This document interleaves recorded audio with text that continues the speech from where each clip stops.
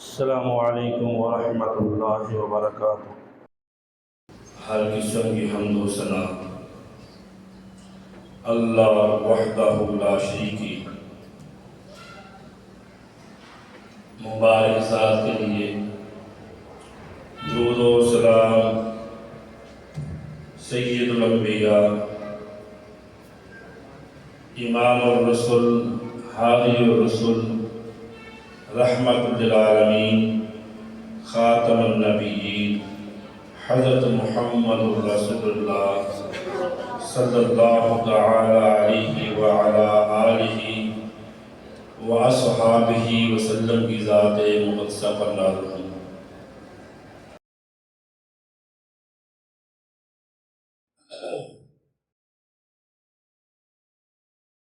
گزشتہ جمعہ مبارک میں نبی کریم حضرت محمد رسول اللہ صلی اللہ تعالی علیہ وسلم کے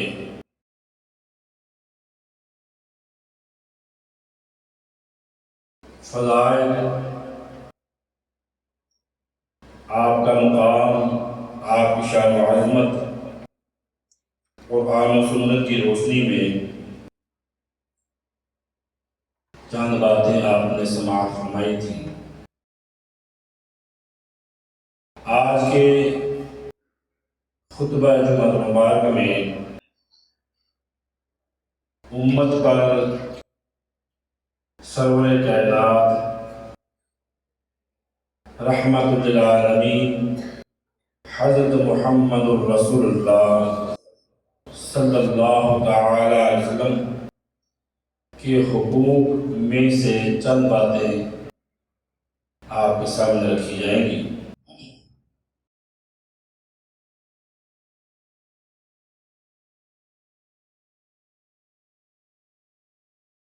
نبی رحمت صلی اللہ تعالی علیہ وسلم کے امت کے ذمہ کئی حقوق ہیں جن کا ادا کرنا ہر مسلمان کے لیے فرض ہے۔ اگر ان حقوق میں سے کسی بھی حق کو نظر انداز کرتا ہے تو اللہ تعالیٰ کے ہاں وہ انسان بڑا ہی بدبخت ہے کہ جو اپنے نبی صلی اللہ علیہ وسلم کے حقوق کو ادا کرنے کی کوشش نہیں کرتا اور آپ کے حقوق کو جانتا پہچانتا نہیں ہے۔ حقوق مطلقاً تین قسم کے ہوتے ہیں۔ سب سے پہلے خالق کائنات اللہ رب العالمین کے حقوق ہیں اس کی مخلوق کے ذمہ، انسانوں کے ذمہ کہ اپنے خالق و مالک کے حقوق ادا کریں۔ پھر ہے کہ اللہ رب العالمین کے حقوق ادا کرنے کے بعد نبی رحمت جناب محمد رسول اللہ صلی اللہ علیہ وسلم کے حقوق ادا کیے جائیں جو اللہ نے متعین فرمائے اور نبی کریم صلی اللہ علیہ وسلم بتلائے۔ اس کے بعد عام حقوق العباد ہیں جن کی بڑی لمبی فہرست ہے۔ ہر طرح کے لوگوں کے حقوق، ماں باپ کے اولاد کے ذمہ، اولاد کے والدین کے ذمہ، میاں بیوی کے حقوق، رشتہ داروں کے حقوق، یتیموں کے، مسافروں کے، اس طرح بے شمار لوگوں کے آگے حقوق ہیں جو قرآن و سنت میں اللہ نے بیان فرمائے ہیں۔ تو سب سے پہلا حق جو ہے نبی کریم صلی اللہ علیہ وسلم کا امت کے ذمہ یہ ہے کہ ہر مسلمان اسے چاہیے کہ وہ آپ صلی اللہ علیہ وسلم کو اللہ کا بندہ اور اللہ کا آخری رسول مانے۔ یہی وہ بات ہے جس کا ہم اقرار کرنا شہادت میں کرتے ہیں۔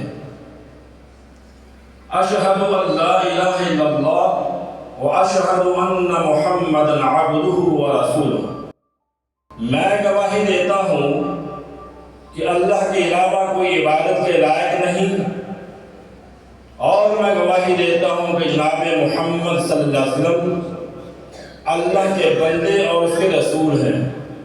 یہ ہر مسلمان یا نیا مسلمان ہونے والا کلمہ شہادت پڑھ کر اس بات کی گواہی دیتا ہے کہ اللہ ہم نے تمہیں حاجت روا مانا، مشکل کشا جانا اور ساری کائنات کا خالق و مالک تمہیں سمجھا ہے، تو ہی اکیلا عبادت کے لائق ہے، تیرے علاوہ کوئی بھی عبادت کے لائق نہیں ہے۔ پہلی گواہی یہ تھی، اور دوسری گواہی تھی کہ حضرت محمد صلی اللہ علیہ وسلم اللہ تیرے بندے اور تیرے رسول ہیں، عبدہ اس کا بندہ اور رسول اس کا رسول۔ یہ پہلی گواہی ہے۔ تو پہلی بات یہ کہ اللہ کا بندہ اور اس کا رسول جاننا اور یہ عقیدہ رکھنا عملی طور پر یہ ہر انسان کے لیے ضروری ہے، ہر مسلمان کے لیے واجب ہے۔ سورہ تغابن میں پارہ نمبر 28 میں اللہ فرماتے ہیں فَآمِنُوا بِاللَّهِ وَرَسُولِهِ وَالنُّورِ الَّذِي أَنزَلْنَا وَاللَّهُ بِمَا تَعْمَلُونَ خَبِيرٌ۔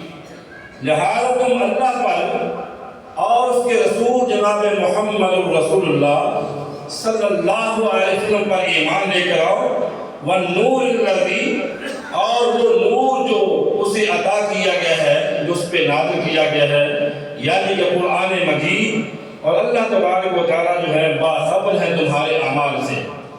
اس آیہ مبارکہ میں اللہ نے یہ بات بتلائی کہ اللہ پر بھی ایمان لانا ہے اور رسول اللہ پر بھی ایمان لانا ہے، اور تیسری بات اس کا اظہار کیا جا رہا ہے اس نور کی پیروی کرنی ہے، اس نور پر ایمان لانا ہے جو اللہ کے رسول لے کر آئے ہیں، وحی کی شکل و صورت میں قرآن مجید۔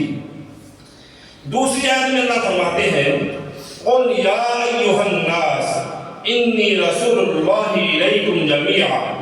میرے نبی صلی اللہ علیہ وسلم آپ کہہ دیجئے، آپ اس بات کا اعلان فرما دیجئے کہ اے لوگوں میں رسول ہوں تمام کی طرف، تمام پوری انسانیت کی طرف اللہ نے مجھے رسول بنا کر مبعوث کیا ہے۔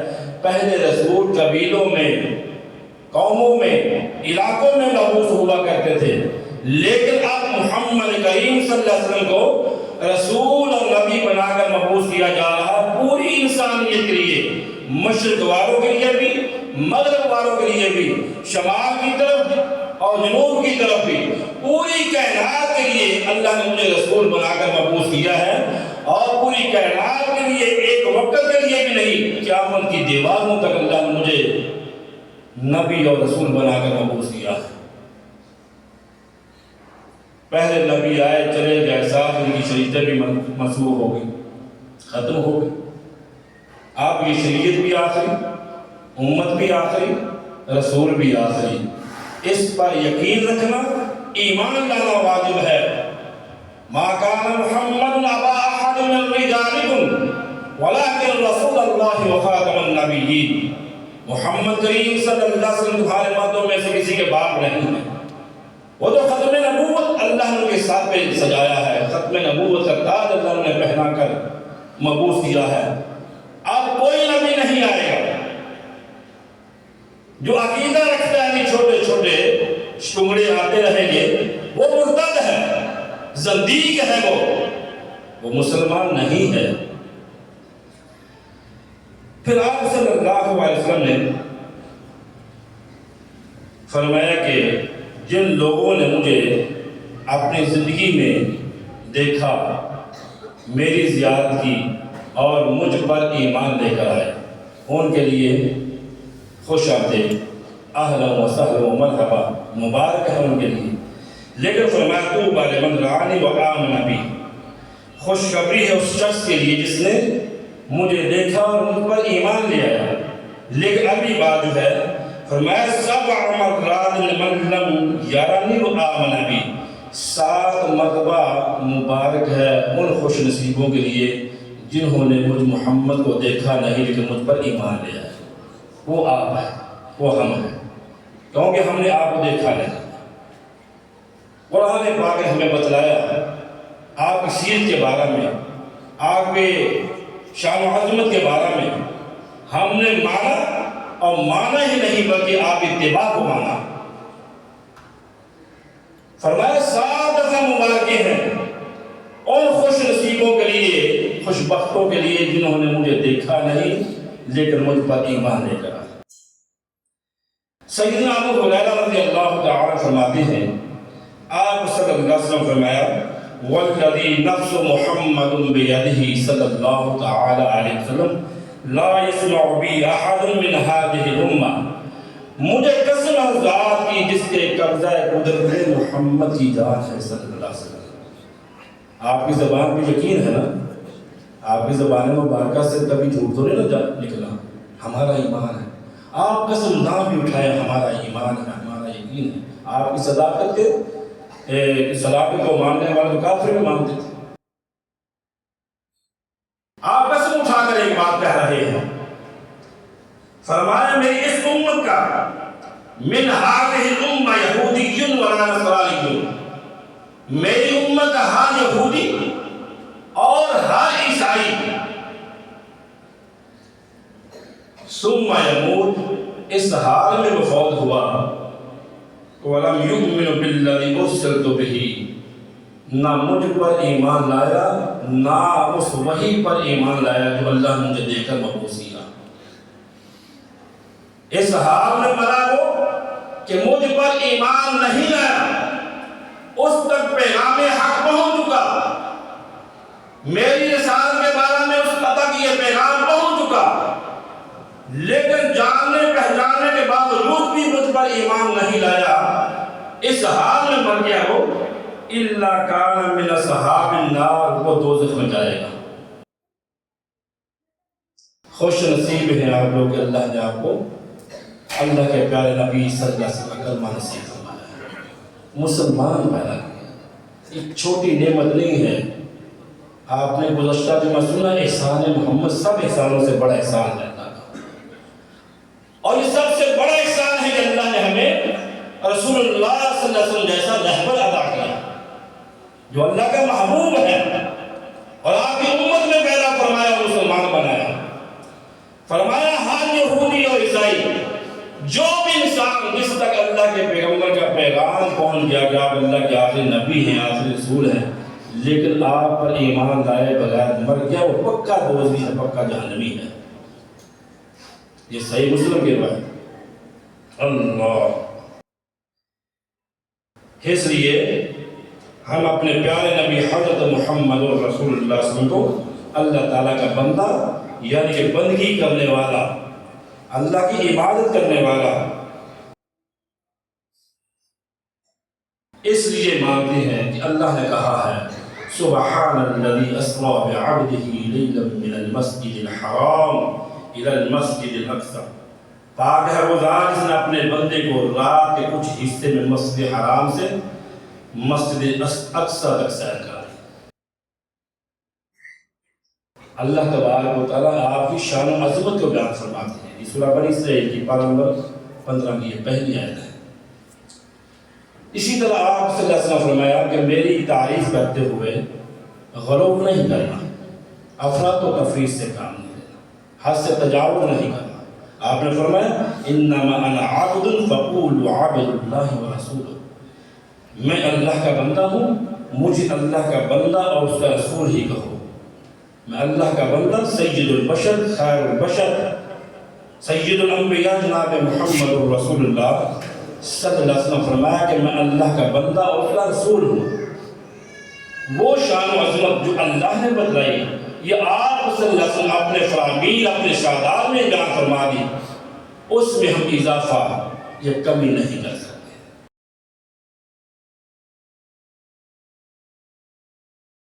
جب ہم رسول اللہ صلی اللہ علیہ وسلم اللہ کا بندہ مانیں گے، سید البشر اور خیر البشر مانیں گے تو ان کے تو اللہ کے درمیان اور رسول اللہ کے درمیان فرق واضح ہو جائے گا۔ اللہ اللہ ہے، رسول اللہ ہے، نور میں نور اللہ نہیں ہے، اللہ کے وجود کا حصہ نہیں ہے۔ جس طرح عیسائیوں نے کہا کہ عیسیٰ اللہ کے بیٹے ہیں، یہودیوں نے عزیر السلام اللہ کا بیٹا کہا، اکثر آپ سنتے رہتے ہیں۔ اس سے واضح ہوا کہ اللہ اللہ وہ خالق ہے اور رسول اللہ اللہ کے رسول ہیں صلی اللہ علیہ وسلم۔ یہ پہلا حق ہے۔ دوسری بات یہ ہے کہ تعظیم و تکریم کرنا، آپ کا یہ حق ہے امت کے ہر مسلمان پر کہ آپ کی عزت و تکریم کی جائے، ادب و احترام کیا جائے۔ آپ کی تعظیم، آپ کی تکریم کائنات میں اللہ کے بعد سب سے زیادہ دل و جان سے آپ یہ مقام رکھتے ہیں۔ آپ کا یہ شان و عظمت ہے کہ آپ صلی اللہ علیہ وسلم کا نام لیتے ہوئے، سنتے ہوئے آپ پہ درود پڑھا جائے، آپ کی شان و عظمت کو بیان کیا جائے۔ اسی لیے جو ہے اللہ فرماتے ہیں لا تجعلوا دعاء الرسول بینکم کدعاء بعضکم بعضا، یہ پارہ نمبر 18 سورہ نور ہے کہ رسول اللہ صلی اللہ علیہ وسلم کو تم اس طرح مت بناؤ کہ جیسے کہ تم آپس میں ایک دوسرے کو بلاتے ہو۔ تکریم اور بلانے کا طریقہ بتلایا جا رہا ہے امت کو کہ رسول اللہ صلی اللہ علیہ وسلم کو تم نے ایسے نہیں بلانا جس طرح تم آپس میں ایک دوسرے سے ہم کلام ہوتے ہو۔ اگر تم نے یہ طریقہ اختیار کیا جیسے آپس میں انسان بے تکلفی سے اونچ نیچ نہیں دیکھتا، جو منہ میں آیا وہ کہہ دیا، جیسے جی چاہا اونچا بولا، جیسا بولا یہ پس بولا، جیسا مت بولا، وہ طریقہ رسول اللہ کے لیے نہیں ہے۔ اللہ فرماتے ہیں یا ایھا الذین آمنوا لا ترفعوا اصواتکم فوق صوت النبی ولا تجهروا له بالقول كجهر بعضكم لبعض ان تحبط اعمالكم وانتم لا تشعرون۔ اے ایمان والو، نبی کی آواز سے اپنی آواز کو اونچا نہ کرو اور ان کے سامنے بلند آواز سے اس طرح بات نہ کرو کہ جس طرح تم آپس میں ایک دوسرے سے بات کرتے ہو۔ یہ سورہ حجرات کی آیت ہے۔ اے ایمان والو، اپنی آوازوں کو رسول اللہ کی آواز سے اونچا نہ کرو، ایسے نہ بلاؤ جس طرح آپس میں ایک دوسرے سے ہم کلام ہوتے ہو۔ اگر تم نے یہ طریقہ اختیار کیا تو پھر یاد رکھیے اللہ تمہارے اعمال کو ضائع کر دے گا، تمہیں پتہ ہی نہیں چلے گا۔ ہماری زندگی بھر کی نیکیوں کا خاتمہ ہو جائے گا، نیکی بھر کے اعمال تمہارے ضائع ہو جائیں گے اگر تم نے رسول اللہ کی تکریم نہ کی، ان کی عزت نہ کی، ان کا احترام نہ کیا، ان کو وہ مقام و شان و عظمت نہ دی جو اللہ نے دی ہے۔ جس طرح آپ کی موجودگی میں یہ فرمان تھا، آج بھی ایسا نہ آپ کی ذات سے کوئی بڑا ہے اور نہ آپ کی بات سے کسی کی بڑی بات ہے۔ جس مسئلہ میں رسول اکرم صلی اللہ علیہ وسلم کا فیصلہ آ جائے، آپ کے حدیث مبارکہ آ جائے، باقی سب ریجیکٹ ہو جائے گی باتیں، صرف بات مانی جائے گی تو اللہ کی مانی جائے گی، رسول اللہ کی بات مانی جائے گی۔ اللہ اکبر۔ عبداللہ بن زبیر رضی اللہ عنہ فرماتے ہیں کہ بنی تموم کا ایک قافلہ نبی اکرم صلی اللہ علیہ وسلم کی خدمت میں حاضر ہوا تو حضرت ابو بکر صدیق رضی اللہ عنہ کہا کہ آپ ان پر قعقع بن معبد کو امیر بنائیے اس قبیلے کا۔ سیدنا عمر رضی اللہ تعالیٰ عنہ نے کہا کہ نہیں، اقرع بن حابس رضی اللہ تعالیٰ کا امیر بنایا جائے اس قبیلے کا۔ تو ابو بکر صدیق رضی اللہ تعالیٰ کہنے لگے کہ آپ نے تو میرے ہر بات میں اختلاف کرنا ہوتا ہے۔ اس بات پر دونوں صحابہ میں، دونوں شیخین میں بات آگے تھوڑا سا بڑی۔ اس موقع پہ یہ آیت نازل ہوئی، بولتے بولتے آواز ذرا اونچی ہو گئی تو اللہ نے اس موقع پہ عبداللہ بن زبیر رضی اللہ عنہ فرماتے یہ آیت مبارکہ نازل کی کہ اے ایمان والو، نبی کی آواز سے اپنی آواز کو اونچا نہیں کرنا ہے۔ جیسے تم آپس میں ایک دوسرے سے گفتگو کرتے ہو، ایسے ان سے گفتگو ہم کلام نہیں ہونا۔ اگر تم نے یہ طریقہ اختیار کیا تو تمہارے زندگی بھر کے اعمال ضائع ہو جائیں گے، ان کی کوئی وقت نہیں رہے گی۔ اللہ ثابت بن قیس رضی اللہ تعالیٰ ان کی فطرتاً قدرتی طور پہ بولنے میں ان کی آواز بلند تھی، تو جناب انس بن مالک رضی اللہ تعالیٰ فرماتے ہیں کہ اس آیہ مبارکہ کے نزول کے بعد ثابت بن قیس رضی اللہ تعالیٰ اپنے آپ کو گھر میں بند کر دیا، آپ اللہ کے پیغمبر کی مجلس میں آنا چھوڑ دیا۔ پتہ چلا اللہ کے نبی صلی اللہ علیہ وسلم کو کہ ثابت بن قیس نہیں نظر آ رہے، بتلایا گیا کہ پتہ کرتے ہوں گا۔ پتہ کرنے والے تھے سعد بن معاذ رضی اللہ تعالیٰ، یہ ان کے ہمسائے بھی تھے پتہ کرنے گئے کیا وجہ ہے آپ آ نہیں رہے، تو دیکھا کہ بڑی پریشانی کے عالم میں نظریں جھکا کر سر جھکا کر بیٹھے ہیں۔ تو پوچھا کیا وجہ ہے، کیوں نہیں آ پا رہے؟ تو کہنے لگے میرے ساتھی بات یہ ہے کہ اللہ تبارک و تعالیٰ نے یہ آیہ مبارکہ نازل فرمائی ہے کہ تم نے اپنی آواز کو نبی کی آواز سے بلند نہیں کرنا، ان سے ایسے ہم کلام نہیں ہونا جیسے تم آپس میں ایک دوسرے سے باتیں کرتے ہو۔ تو میری آواز اونچی ہے، اللہ نے کہا ہے کہ جس کی آواز اونچی ہو جائے گی اس کی آواز ضائع ہو جائے گی،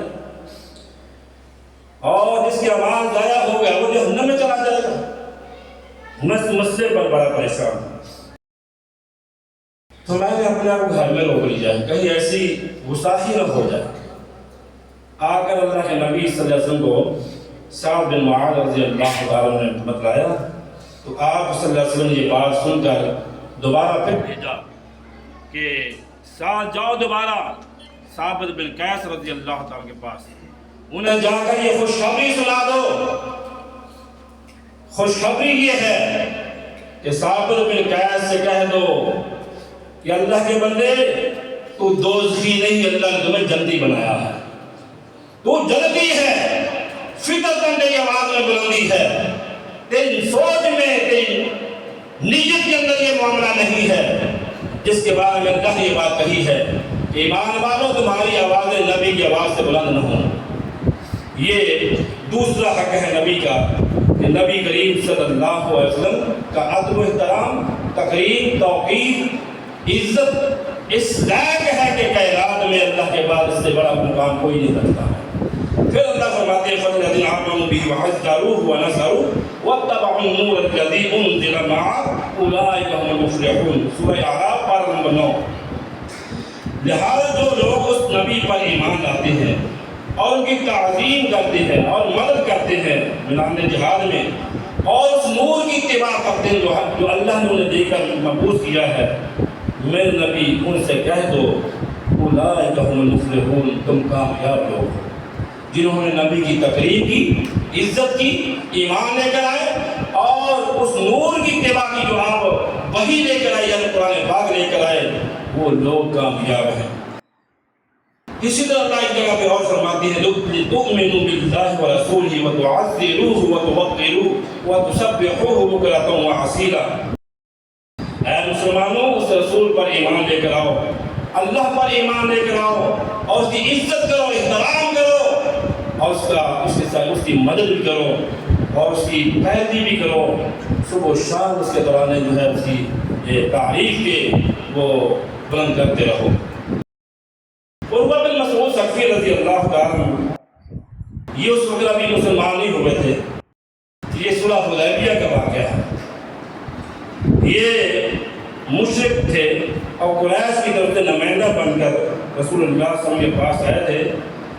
جب وہ قریش کے پاس واپس پلٹے تو پوچھا قوم نے کہ بتلاؤ جناب محمد رسول اللہ صلی اللہ علیہ وسلم اور ان کے ماننے والے صحابہ کے بارے میں کیا ان کی سوچ ہے، کیسے ہیں وہ لوگ؟ تو فرمایا اے قوم واللہ لقد وفدت علی الملوک ووافقت علی قیصر وکسری والنجاشی۔ کہنے لگا اللہ کی قسم میں نے بڑے بڑے بادشاہوں سے مل چکا ہوں، قیصر و کسری کو میں ملا، نجاشی کو میں ملا، لیکن واللہ انی رأیت ملکا قط یعظم صحابہ ما یعظم صحاب محمد صلی اللہ علیہ وسلم۔ اللہ کی قسم میں نے کوئی ایسا بادشاہ نہیں دیکھا کہ جس کے ساتھی اس کی اس طرح تعظیم کرتے ہوں جس طرح محمد کے ساتھی محمد کی تعظیم کرتے ہیں صلی اللہ علیہ وسلم۔ اس طرح تعریفیں کر رہا ہے صحابہ کی کہ اپنے محبوب پیغمبر کی قدر و قیمت، آپ کی شان و عظمت، آپ کی عزت و توقیر اس طرح کرتے ہیں کہ آج تک میں نے کسی قوم میں کسی بادشاہ کی خدمت تبادلہ سے ہوتے نہیں دیکھی کہ کسی بادشاہ کو اس طرح عزت ملتی ہو۔ فرمایا کہ کیا تو نے دیکھا ہے ان کے اندر؟ فرمایا وَإِذَا عَمَرَهُمْ اِقْتَدَرُوا أَمْرًا، جب بھی وہ کوئی حکم دیتے ہیں فوراً صحابہ حکم کو قبول کرتے ہیں، اس پر عمل پیرا ہو جاتے ہیں۔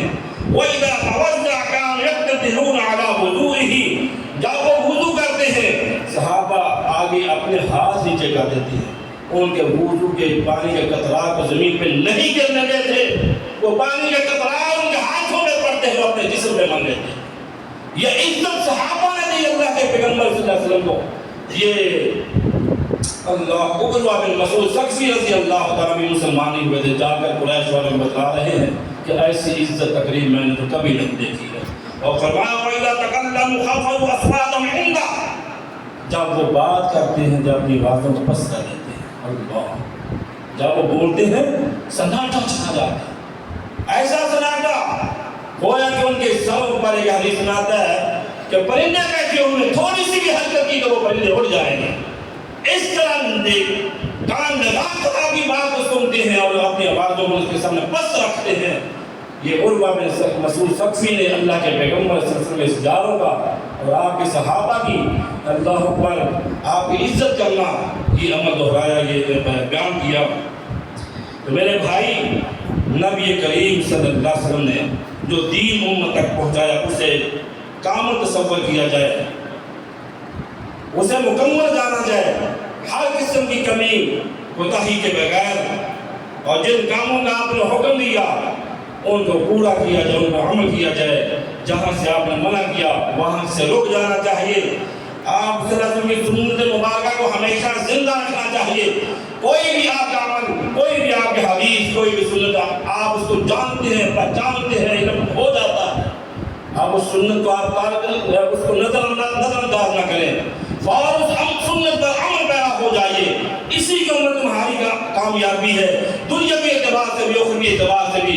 جو جانتے بوجھتے نبی کی سنت کو ٹھکرا دیتا ہے، پاؤں کے نیچے کچل کر رکھ دیتا ہے، یہ بات تو اللہ کے پیغمبر کی صحیح ہے، یہ حدیث تو صحیح ہے، چونکہ میں مقلد ہوں، میں اللہ کے پیغمبر کی بات کو نہیں مان سکتا، میں اپنے امام کی بات کو مانوں گا، اس کی تقلید شخصی کا میں پیروکار ہوں، میں اللہ کے رسول کی بات کو ٹھکرا رہا ہوں۔ بھائیو، ہم مسلمان ہیں، ہم نے کلمہ رسول اللہ کا پڑھا ہے، آج میں اربع کا کلمہ نہیں پڑھا ہے، آج میں اربع کو جو عزت و مقام ملا ہے اللہ کے پیغمبر کی اتباع سے ملا ہے، آپ کی اطاعت سے ملا ہے، ان کے اوپر وحی نہیں نازل ہوا کرتی تھی، وحی آئی ہے تو محمد رسول اللہ کے نام پر صلی اللہ علیہ وسلم۔ وما ينطق عن الهوى ان هو الا وحی یوحی، آپ کی زبان مبارکہ کے بارے میں اللہ گارنٹی دے رہے ہیں کہ میرے محبوب کے لبوں سے جو کچھ ادا ہوتا ہے وہ قرآن ہوتا ہے، نبی کی وحی ہوتی ہے۔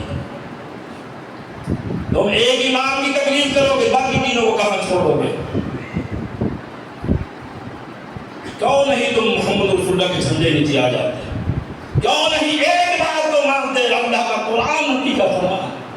کیوں نہیں ان کو چومتے؟ کیوں نہیں ان کو اپنی زندگی کا حصہ بناتے؟ آپ نے فرمایا کل امتی یدخلون الجنہ الا من ابی، میری ساری امت جنت میں جائے گی سوائے اس بات وقت کے جو کہے کہ مجھے جنت میں جانے کی ضرورت نہیں ہے، جنت کو ٹھکرا دے۔ صحابہ کہتے ہیں کہ یا رسول اللہ صلی اللہ علیہ وسلم، ایسا وقت کون ہوگا جو جنت کو ٹھکرا دے کہے مجھے جنت کی ضرورت نہیں؟ آپ نے فرمایا ہاں، من اطاعنی دخل الجنہ، جس نے میری اتباع کی، میری اطاعت کی، وہ جنت میں میرے ساتھ ہوگا، جس نے میری ومن عصانی فقد ابی، جس نے میری نافرمانی کی اس نے گویا کہ جنت میں جانے سے انکار کر دیا۔ چھوڑ دو ایسی باتیں، میڈیا کا دور ہے، تحقیق کا دور ہے، رسم کریں، اللہ کے پیغمبر صلی اللہ علیہ وسلم کی اتباع میں اپنی زندگی گزاریں، چھوڑ دیں اپنے ائمہ کی بات کو، اپنے بڑوں کی، ان کی عزت تقریب احترام ضرور کریں، لیکن بات مانی جائے گی، دین مانا جائے گا تو محمد رسول اللہ کے باعث نہ اللہ اکبر۔ تو آپ صلی اللہ علیہ وسلم نے توحید الہی کو پھیلایا، شرک کا کلا کما کیا، شرک کی دھجیاں تو پھیر کر رکھ دیں۔ آج وہی امت شرک کو پرموٹ ہے، ہر جگہ شرک کے اڈے، ہر جگہ خرافات ہے۔ محمد کریم صلی اللہ علیہ وسلم نے توحید کے پرچم کو لہرایا پوری دنیا میں، صحابہ کی ذمہ داری لگائی بلنے والنی ولو آیا، ایک ایک تمہارے پاس ہے یہ حدیث پاکہ کو دوسروں تک پہنچا دیں، اللہ کی توحید کے علم بردار بنے۔ اللہ کے پیغمبر کی سنتوں کو زندہ کرنے والے اور آپ کے ساتھ جنت میں داخل ہونے والے بنے۔ ایسا نہ ہو کہ ہم اوروں کی تقلید کرتے رہیں، ان کا محمد رسول اللہ کہے سو کر لمن کر جربادی، دفع ہو جا، تو نے تو کوئی اور اپنے لیے بنا۔ وقال الرسول یا رب قرآن پاک میں اللہ فرماتے ہیں کاش انسان کہے گا، اپنے ہاتھوں کو چبائے گا، کاٹے گا، کاش کہ میں نے رسول اللہ کی اتباع کی ہوتی، آپ کی اطاعت کی ہوتی، فلاں کو اپنا دوست نہ بناتا، فلاں کے پیچھے نہ چلتا، کاش کہ میں محمد رسول اللہ کے پیچھے چلتا اور اپنی زندگی کو بنا دیتا اور آج مجھے یہ رسوائی نہ دیکھنا پڑتا۔ اللہ نے آپ سے یہ اعلان کروایا قُلْ لَا أَمْلِكُ لِنَفْسِي نَفْعًا وَلَا ضَرًّا، کہہ دیجئے اے میرے نبی صلی اللہ علیہ وسلم، میں نفع اور نقصان کا مالک نہیں ہوں۔ اللہ کہلوا رہے ہیں میں نفع نقصان کا مالک نہیں ہوں، الا ما شاء اللہ، مگر جو اللہ چاہے، وَلَوْ كُنْتُ أَعْلَمُ الْغَيْبَ، اور نہ ہی میں غیب کا علم رکھتا ہوں، غیب جانتا ہوں، لَسْتَكْثَرْتُ مِنَ الْخَيْرِ، اگر میں غیب کا علم رکھتا ہوتا تو میں خیر کو سمیٹ لیتا۔ وَمَا مَسَّنِيَ السُّوءُ، اور مجھے کوئی غم نہ پہنچتا، مجھے کوئی تکلیف نہ آتی۔ کیا رسول اللہ صلی اللہ علیہ وسلم کو غم نہیں پہنچتی؟ کیا آپ کو تکالیف کا سامنا نہیں کرنا پڑا؟ ان انا الا نذیر وبشیر لقوم یؤمنون، فرمایا میں تو محض ایک ڈرانے والا ہوں، بشارتیں دینے والا ہوں ان کے لیے جو ایمان لے کر آئے۔ آپ خوشخبریاں دینے والے ہیں جنت کی، جہنم سے ڈرانے والے ہیں۔ دوسری آیت میں اللہ فرماتے ہیں قُلْ لَا أَقُولُ لَكُمْ عِنْدِي خَزَائِنُ اللَّهِ، کہہ دیجئے میں یہ نہیں کہتا کہ میرے پاس اللہ کے خزانے ہیں، میں یہ نہیں کہتا کہ میرے پاس اللہ کے خزانے ہیں، وَلَا أَعْلَمُ الْغَيْبَ، نہ ہی میں یہ بات کہتا ہوں میں غیب کی باتیں جانتا ہوں، وَلَا أَقُولُ لَكُمْ إِنِّي مَلَكٌ، اور نہ ہی میں یہ کہتا ہوں کہ میں فرشتہ ہوں، ان اتبع الا ما یوحى، میں تو صرف اس چیز کی طرف جو ہے اتباع کرتا ہوں جو میری طرف وحی کی جاتی ہے۔ اور فرمایا قل هل يستوي الاعمى والبصير، کہہ دیجیے میں نبی صلی اللہ علیہ وسلم اپنی امت سے کہ دیکھنے والا اور نہ دیکھنے والا، نبینا اور بینا، کیا یہ برابر ہو سکتے ہیں؟ افلا تتفکرون، لوگوں تم غور و فکر کیوں نہیں کرتے؟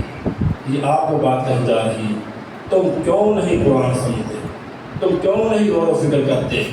تم اللہ کے دین کو ہلکا جانتے ہو، دنیا کی 10 روپے کی 100 روپے کی چیز لینی ہو 10 دکانیں پھرتے ہو، دھوکہ نہ ہو جائے، فراڈ نہ ہو جائے۔ دین اتنا آسان کہ جو سوشل میڈیا سے خبر آئی وہی دین ہے، اپنے پیغمبر کی لبوں سے نکلی ہوئی باتوں کو ٹھکرا رہے ہو، اللہ کی باتوں کو ٹھکرا رہے ہو، اور اللہ کے بندوں رب کا قرآن سمجھو، ترجمے کے ساتھ حدیث رسول کو سمجھو، دین یہ ہے۔ اللہ تو اللہ سے دعا ہے، یہ میں نے 5 باتیں جو ہیں وہ ذکر کرنی تھی لیکن ٹائم ہو چکا ہے، صرف 2 باتیں میں آپ کے سامنے رکھ سکتا ہوں۔ اللہ کے نبی صلی اللہ علیہ وسلم پر ایمان لانا، آپ کو اللہ کا بندہ اور اس کا رسول جاننا، اس کی ڈیٹیل بتائیں کچھ، اور آپ عزت و تقریب، آپ کی ذات کی عزت و تقریب، آپ کی بات کی عزت و تقریب، یہ 2 باتیں آپ کے سامنے رکھی گئی ہیں۔ باقی انشاءاللہ تعالیٰ آئندہ جمعہ یہ باتیں آپ سنیں گے انشاءاللہ۔ امت پر نبی کریم جناب محمد رسول اللہ صلی اللہ علیہ وسلم کے کیا حقوق ہیں، اللہ تعالیٰ تمام حقوق کو کما حق ہمیں ادا کرنے کی توفیق نصیب فرمائے۔ وآخر دعوانا الحمدللہ۔ آج کل یہ خبر چل رہی ہے کہ پوری دنیا کے ایک دائی مسلمانوں کے بڑے دلوں میں بسنے والے اور جن کے ہاتھوں سے اللہ تبارک و تعالیٰ نے ہزاروں نہیں لاکھوں لوگوں کو عقیدہ توحید نصیب فرمایا۔ میری مراد ڈاکٹر ذاکر نائک حافظہ اللہ تعالی، اللہ کی زندگی میں علم و عمل میں برکت عطا فرمائے۔ وہ ملک پاکستان میں حکومتی سطح پہ، حکومتی دعوت پہ تشریف لا رہے ہیں چند دنوں کے بعد، جو کہ مختلف شہروں میں ان کے پروگرام ہوں گے، کراچی میں، اسلام آباد میں اور لاہور میں بھی۔ اللہ تبارک و تعالیٰ نے ان کو قابل دیان کا موضوع دیا، ان کا علم، ان کا نالج زیادہ اس پہ وہ گفتگو کرتے ہیں۔ غیر مسلم جتنے بھی قوتیں ہیں، کسی بھی مذہب کے یا کسی بھی گروہ کے لوگ ہیں، ان کے ساتھ ان کے مناظرے کوئی ڈھکی چھپی بات نہیں ہے، سوشل میڈیا پہ آپ سرچ کر سکتے ہیں۔ اللہ تبارک و تعالیٰ نے اس بندے کو مسلمانوں کے لیے ایک بہت بڑی نعمت عطا فرمائی ہے، اور شرح صدر اللہ نے اس کا اس قدر کھولا ہے کہ آج تک بھی کسی بھی مناظرہ میں انہیں ناکامی نہیں دیکھنا پڑی۔ انڈیا کا بت پرست ہو یا پاکستان کا قبر پرست ہو، انہیں ہمیشہ سے تکلیف ہے کہ یہ اللہ کی توحید کو عام کیوں کرتے ہیں۔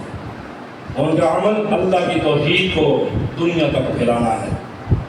آج وہ تشریف لا رہے ہیں چند دنوں کے بعد، پاکستانی قوم کو بحیثیت دے کر وہ ہمارے پاس کے مہمان بن کے آ رہے ہیں۔ ہمیں میزبانی کا اللہ نے یہ شرف دیا ہے، ہمیں کما حق ہو استقبال کے حوالے سے اور ان کے پروگراموں میں بھرپور شرکت کرنا چاہیے، اور کسی بھی طرح کا ایسی فضا نہیں بنانا چاہیے جس سے ہمارے ملک کو نقصان ہو، ہمارے اداروں کو نقصان ہو۔ ہر لحاظ سے اس پروگرام کو، اس دورے کو کامیاب بنانا چاہیے۔ اللہ تعالیٰ ان کا آنا اپنی راہ میں قبول و منظور فرمائے، اور ان کی میزبانی کا جو اللہ نے ہمیں یہ شرف دیا ہے، انہیں ان کی صحیح معنوں میں میزبانی کرنے کے اللہ توفیق نصیب فرمائے۔ تو بھرپور ان کے پروگراموں میں جہاں جہاں بھی ہوتے ہیں آپ نے شریک ہونا ہے، اور کسی بھی حوالے سے آپ کے ذہن میں کوئی خدشات ہیں، ایسے اشکار ہیں، کوئی ایسے معاملات ہیں، تو بجائے سے کہ سوشل میڈیا پہ اس کو طوفان بدتمیزی اس کو اپنا برپا کیا جائے، فضول باتیں کہی جائیں، آپ اپنی لسٹیں تیار کر لیں سوالوں کی، جو بھی آپ کے تحفظات ہیں، اوپن یہ سارا معاملہ ہوگا انشاءاللہ۔ تو آپ وہ سوالوں کی لسٹ جو ہے اپنے پاس پاک میں سنبھال کر رکھیں، وہاں پہ وہ سوال کرنا، انشاءاللہ قرآن سننے کی روشنی میں آپ کو وہ جواب دیں گے، اور انشاءاللہ آپ کو اطمینان بھی دلائیں گے۔ تو اللہ سے دعا ہے، اللہ کریم یہ دورہ ان کا فرقہ واریت نہیں ہے، وہ کسی ایک فرقے کے نہیں، وہ مسلمانوں کے داعی ہیں، وہ دین اسلام کے داعی ہیں، خطیب اسلام ہیں، وہ کسی فرقے کے نہیں ہیں، وہ کہ وہ فلاں فرقے کے ہیں، وہ تو قرآن سنت کے داعی ہیں، خطیب اسلام ہیں، اسلام کے ہیرو ہیں، وہ سب کے ہم سب کے مہمان ہیں۔ ہم سب نے بلا تفریق تعصبات کی اینٹیں توڑ کر رکھ دینی ہے، اور دل میں ایک محبت کی لہر ہو تو قرآن و سنت کو سمجھنا ہے۔ انشاءاللہ آپ ان کے بیانات پہلے بھی سنتے رہتے ہیں، اور انشاءاللہ پاکستان میں آپ کو تشریف لا رہے، تقریباً اس فیلڈ میں آنے کے بعد پہلی دفعہ آ رہے ہیں۔ اللہ تعالیٰ ان کا آنا قبول فرمائے، اور ہم نے انشاءاللہ ان کے استقبال کرنا ہے۔ فرقہ واریت سے ہٹ کر کسی کے چار میں، کسی کے چکر میں نہ آئیں، وہ دین اسلام کے داعی ہیں، مبلغ ہیں، اور اللہ کی توحید کو عام کرنے والے ہیں۔ اللہ تعالیٰ ان کا ہمیں مناسب ہو۔ سبحان ربک رب العزۃ عما یصفون وسلام علی المرسلین والحمد للہ۔